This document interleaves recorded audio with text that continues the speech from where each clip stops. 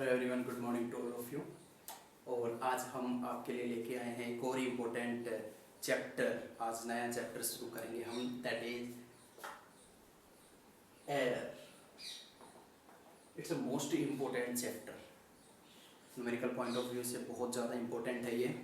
तो किस तरीके से हम इसको करेंगे कि एरर होता क्या है। तो सबसे पहले इंट्रोडक्शन देते हैं कि एरर क्या होता है। एक एक चीज़ें हम स्टेप वाइज लेके चलेंगे कि एरर होता क्या है एक्चुअली में। एरर होता है बच्चों, कोई भी एक फिजिकल क्वांटिटी आपने ली, कोई भी फोर्स, पावर, प्रेशर, मास, लेंथ, टाइम, टेम्परेचर, करंट वगैरह कुछ भी, कोई भी फिजिकल आपने क्वांटिटी ली, उसको मेजर किया। मेजर करने पे उसमें कई चीज़ें देखने को मिलती है। इम्परफेक्शन, इनएक्यूरेसी, अनसर्टेनिटी, ये कुछ एक कमियां जो होती हैं ये देखने को हमें मिलती है। तो जब भी हम मेजरमेंट करते हैं ना, तो मेजरमेंट करते वक्त हम कुछ एक चीज़ें यूज किए करते हैं उसमें, ठीक है। तो जब भी हम मेजरमेंट करते हैं, measurement is a type of activity, ठीक है। तो मेजरमेंट करते वक्त जो चीज़ें हम यूज करते हैं ना, वो होती हैं, मान लीजिए कोई इंस्ट्रूमेंट का यूज करते हैं, भाई किसी भी चीज़ की अगर फिजिकल क्वांटिटी का मेजरमेंट हमें चाहिए तो क्या पता हमें इंस्ट्रूमेंट का यूज करना पड़े, क्या पता हमें उसके ऊपर एक्सपेरिमेंट करना पड़े, हो सकता है, क्या पता कोई मेथड लगाना पड़े, ठीक है, क्या पता कोई कंसेप्ट यूज करना पड़े, क्या पता कोई फॉर्मूला यूज करना पड़े हमें उसमें मैथमेटिकल फॉर्मूला निकालने के लिए। और कुछ एक होते हैं एक्सटर्नल एजेंट, ठीक है, सम अनवांटेड एक्सटर्नल एजेंट। ये आपको बाद में समझ में आ जाएगा जब मैं इसके टाइप्स करवाऊंगा। तो ये वो फैक्टर्स होते हैं जो कि सोर्स का काम करते हैं। एरर के सोर्स का काम कौन करते हैं, ये फैक्टर्स होते हैं। इन्हीं की वजह से एरर आता है।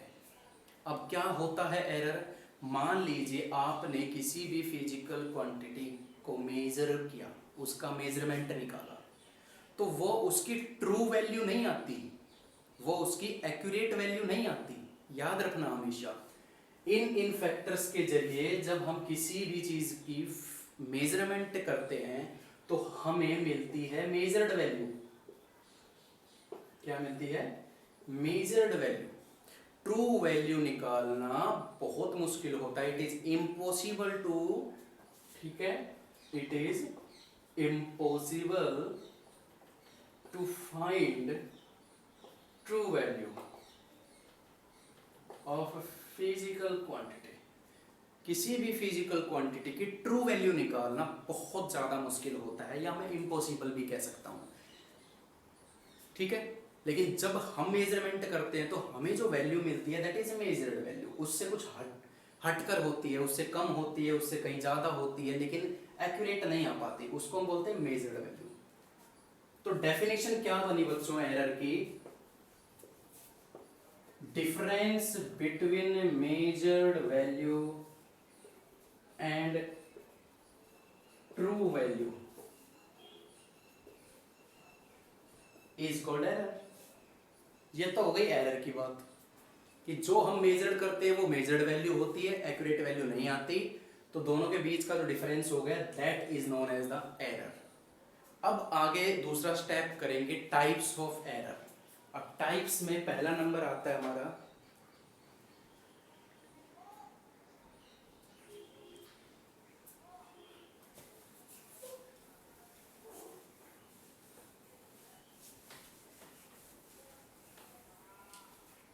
टाइप्स में पहला नंबर आता है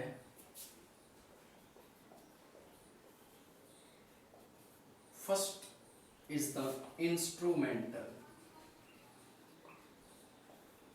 इंस्ट्रूमेंटल एरर किसे कहते हैं, तो मैं इसको लिख सकता हूं, the error occur due to imperfect design and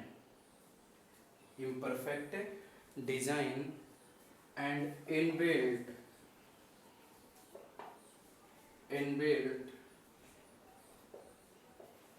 manufacturing defect। होती थोड़ा सा कॉम्प्लिकेटेड डेफिनेशन है, ज़्यादा कुछ भी नहीं है, नाम से मालूम चल रहा है इंस्ट्रूमेंटल एरर किसे कहेंगे। यानी कोई भी एक्सपेरिमेंट को करने के लिए जो डिज़ाइन यानी जो इंस्ट्रूमेंट हम यूज कर रहे हैं या तो उसका डिज़ाइन अच्छा नहीं है, इम्परफेक्ट डिज़ाइन है, ठीक है। मान लीजिए कोई स्केल है, वो थोड़ा सा उसका डिज़ाइन कैसा, उसका जो इनबिल्ट मैन्युफैक्चरिंग जो डिज़ाइन होता है उसमें डिफेक्ट का आ जाना, बिल्कुल सीधा नहीं, हल्का सा, वो हल्का सा मामूली सा, वो अगर तिरछा हो गया, मामूली सा अगर वो स्ट्रेट से थोड़ी सी उसकी डायरेक्शन चेंज हो गई तो स्ट्रेट लाइन हमें कभी नहीं मिलेगी। तो उसी को बोलते हैं, हमारी गलती नहीं है, गलती किसकी है कि जो हम स्केल लेके आए उसी का जो डिज़ाइन था ना वो कैसा आया, जो मैन्युफैक्चरिंग डिफेक्ट्स होते हैं उन्हीं की वजह से जो एरर आता है that is the instrumental error. बिल्कुल simple.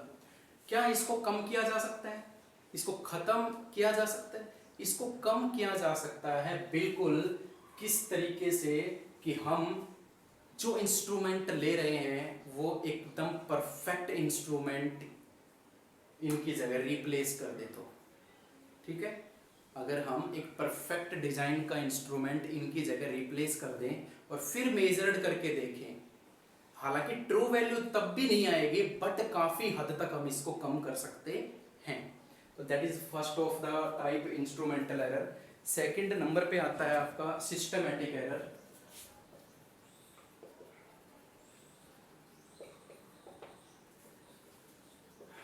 This error occur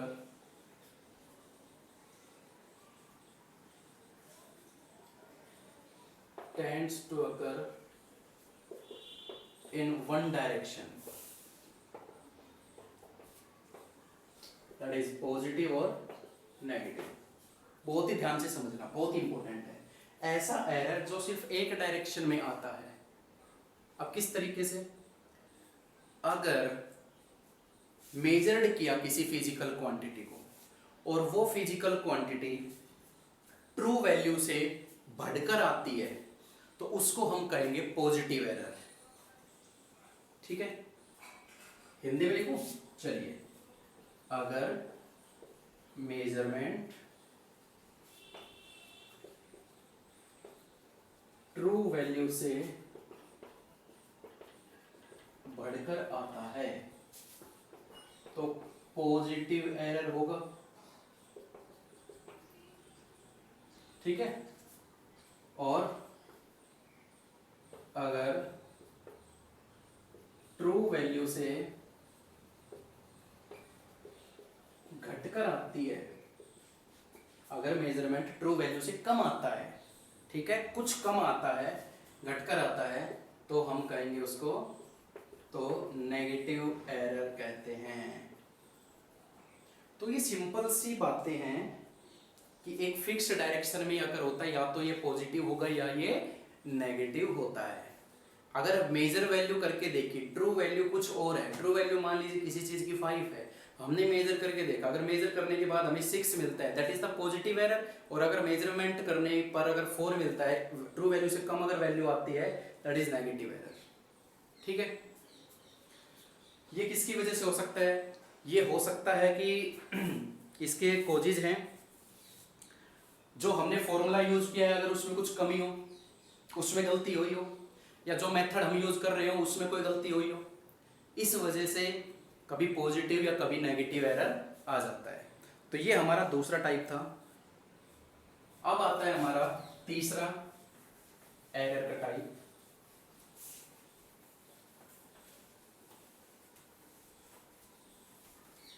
third error type आएगा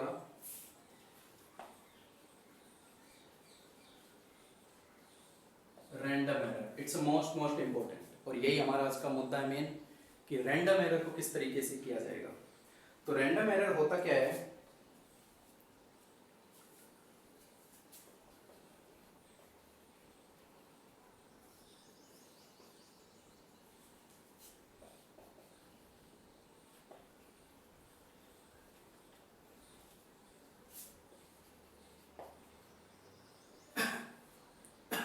किसकी वजह से हुआ,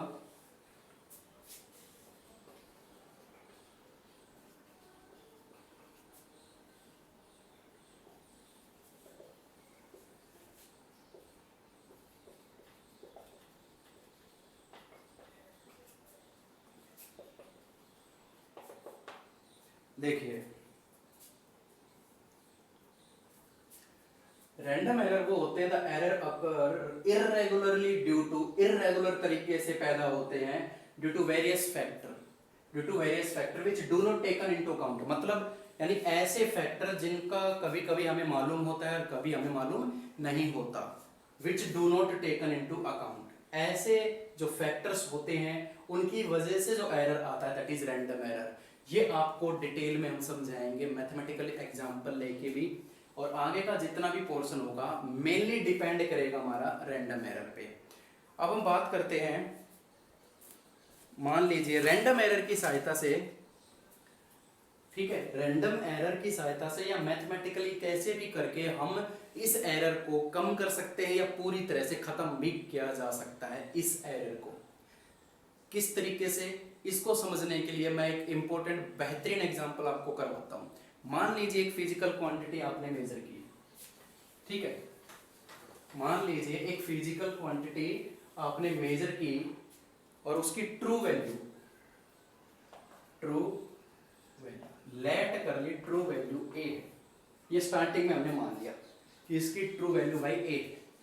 अब उस फिजिकल क्वांटिटी का हमने कम से कम 50 बार ऑब्जर्व किया, 50 बार मेजरमेंट करके देखा। एक ऐसी फिजिकल क्वांटिटी ली हमने, उसको कम से कम 50 बार मैंने मेजर करके देखा। 50 बार मेजर करने पर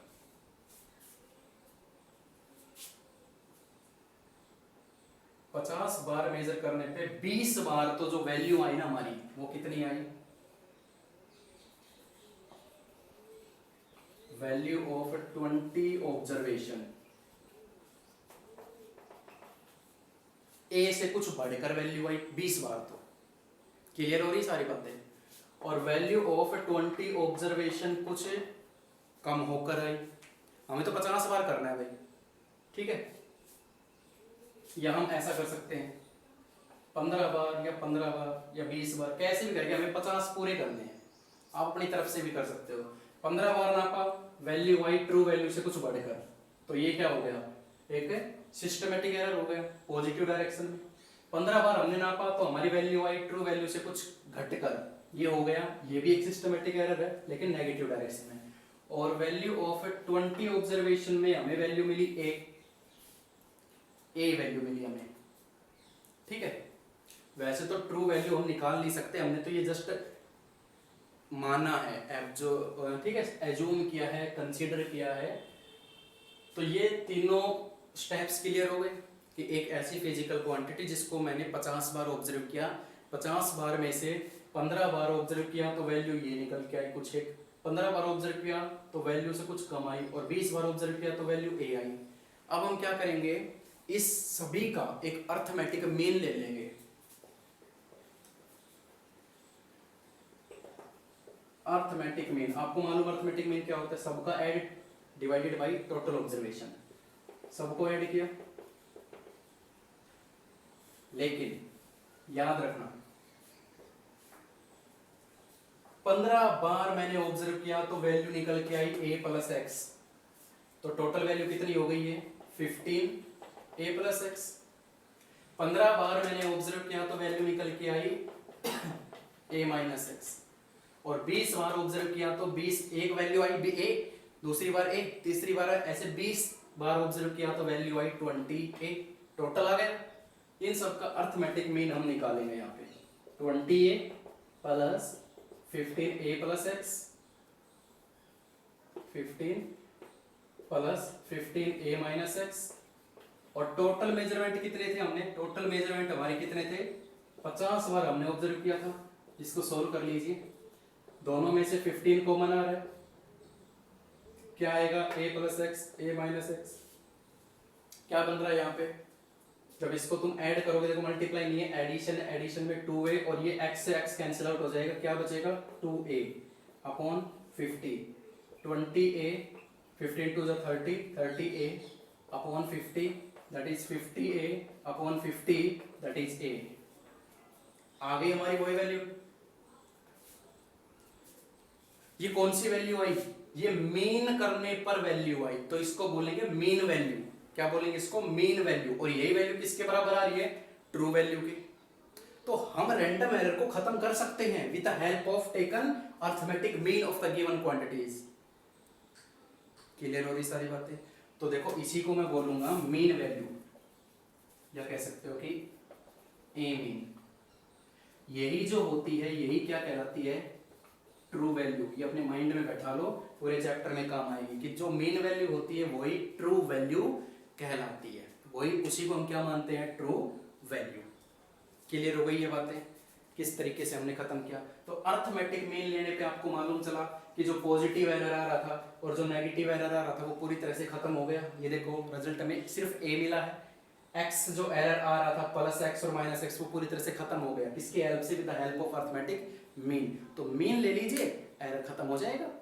तो जो मेजर्ड वैल्यू, जो मीन लेने पर वैल्यू है दैट इज मीन वैल्यू, और उसी को नाम क्या दिया गया, ट्रू वैल्यू। क्यों? क्योंकि उसका रिजल्ट और हमारी मानी गई ट्रू वैल्यू का रिजल्ट क्या आ रहा है, सेम आ रहा है। तो यहां तक बात क्लियर हो गई। अर्थमेटिक मीन से हमें दो बातें क्लियर हो गई, ठीक है। अर्थमेटिक मीन से दो बातें क्लियर हो गई। पहली बात तो ये कि जो पॉजिटिव और नेगेटिव एरर आ रहा था वो खत्म हो गया। दूसरी बात ये हमें ट्रू वैल्यू मिल गई। तो अर्थमेटिक मीन के ये दो फायदे होते हैं। अब बात करो अगर मेजर्ड वैल्यू आपकी ए है, समझो इस बात को,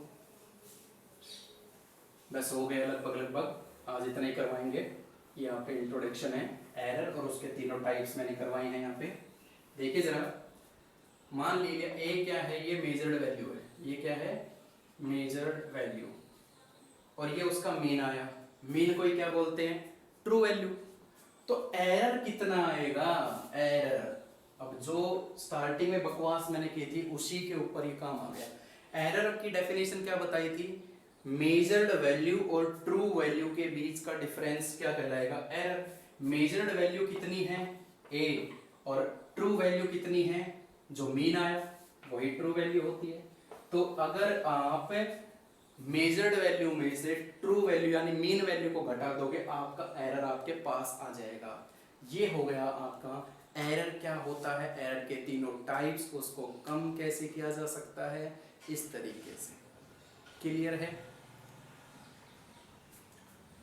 कुछ एक एक्सटर्नल एजेंट का नाम लिखवाया था मैंने। तो एक्सटर्नल एजेंट होता है, जैसे कुछ एक्सपेरिमेंट ऐसे होते हैं जिनको भाई हवा ह्यूमिडिटी की जरूरत नहीं होती और उसको हम ऐसे रीजन में रख देते हैं जहाँ पे ह्यूमिडिटी कुछ हद तक होती है, तो उनकी वजह से एरर आना। कुछ इंस्ट्रूमेंट ऐसे होते हैं जिनको एयर नहीं चाहिए और उसको हम फैन के नीचे करने लग जाएं, तो ड्यू टू एयर उसमें एरर आना स्वाभाविक है। तो इस तरीके से कुछ एक एक्सटर्नल एजेंट होते हैं जो हम नहीं करते, प्रकृति से होते हैं, तो उस तरीके से एरर को आना एक्सटर्नल एजेंट कहलाते हैं, एक्सटर्नल एरर भी कह सकते हैं उनको। तो आई होप क्लियर हो गया होगा। बहुत ईजी ये टॉपिक है, बहुत इंटरेस्टिंग चैप्टर होने वाला है ये आगे। अभी जस्ट थ्योरी करवाई है मैंने, आगे न्यूमेरिकल्स जब इसके हम करेंगे तो बहुत इंपॉर्टेंट और बहुत बेहतरीन न्यूमेरिकल हम का सामने करेंगे। तो आई होप क्लियर हो गई होगी। If you have any problem please consult with me and write in the comment box. आज के लिए इतना ही and thank you so much.